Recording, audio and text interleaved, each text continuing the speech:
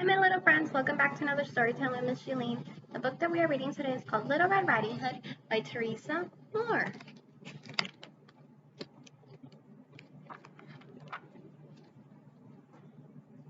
Once upon a time, there was a little girl who lived in a small house near the woods. Everyone called her Little Red Riding Hood because she always wore a red hooded cape that her grandmother had made for her.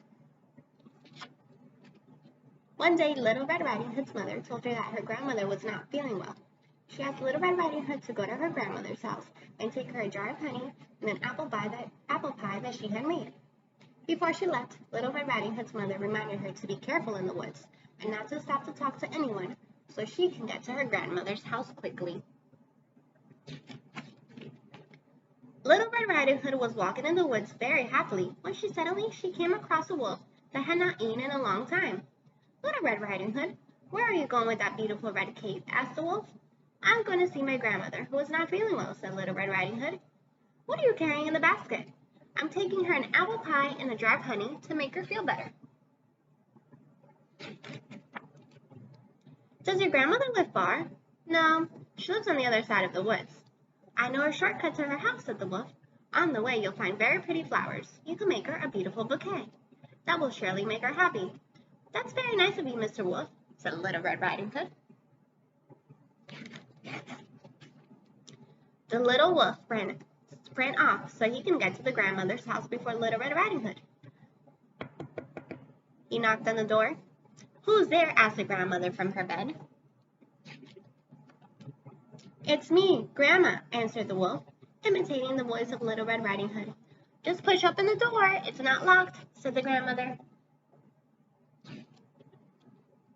And before you could count to 3, the wolf went into the house and locked the grandmother in the closet. He put on the grandmother's nightgown and bonnet and slipped into the bed and covered himself with the blanket. A little while later, Little Red Riding Hood, holding a beautiful bouquet of the flowers, knocked on the door. Come in, my dear granddaughter, said the wolf, imitating the grandmother's voice. Little Red Riding Hood approached the bed, and even though it seemed to her that her grandmother looked very different, she thought it was because she was not feeling well.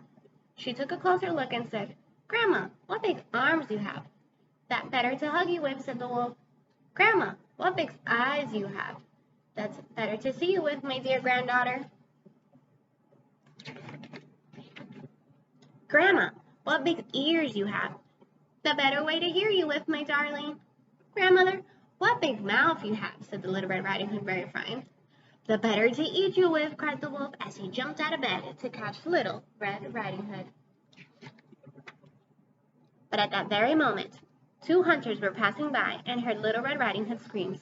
They rushed into the house, captured the wolf, and took him far, far away into the woods. And ever since that day, Little Red Riding Hood always remembers her mother's advice, and she never strays from the path or stops to talk to anyone when she goes to visit her grandmother. The end. I hope you guys enjoyed the story. Bye, my little friends.